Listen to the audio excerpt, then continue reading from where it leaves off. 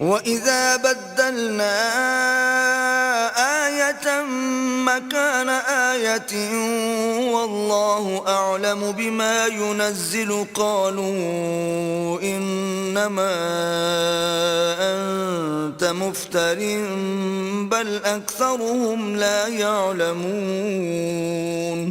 اور جب ہم کوئی آیت کسی آیت کی جگہ بدل دیتے ہیں اور اللہ جو کچھ نازل فرماتا ہے اسے خوب جانتا ہے، تو کافر کہتے ہیں کہ تم تو یوں ہی اپنی طرف سے بنا لاتے ہو، حقیقت یہ ہے کہ ان میں اکثر نادان ہیں۔ قُلْ نَزَّلَهُ رُوحُ الْقُدُسِ مِنْ رَبِّكَ بِالْحَقِّ لِيُثَبِّتَ الَّذِينَ آمَنُوا وَهُدًى وَبُشْرَى لِلْمُسْلِمِينَ۔ کہہ دو کہ اس کو روح القدس تمہارے پروردگار کی طرف سے سچائی کے ساتھ لے کر نازل ہوئے ہیں، تاکہ یہ قرآن مومنوں کو ثابت قدم رکھے، اور حکم ماننے والوں کے لیے تو یہ ہدایت اور بشارت ہے۔ وَلَقَدْ نَعْلَمُ أَنَّهُمْ يَقُولُونَ إِنَّمَا يُعَلِّمُهُ بَشَرٌ لِسَانُ الَّذِي يُلْحِدُونَ إِلَيْهِ أَعْجَمِيٌّ وَهَذَا لِسَانٌ عَرَبِيٌّ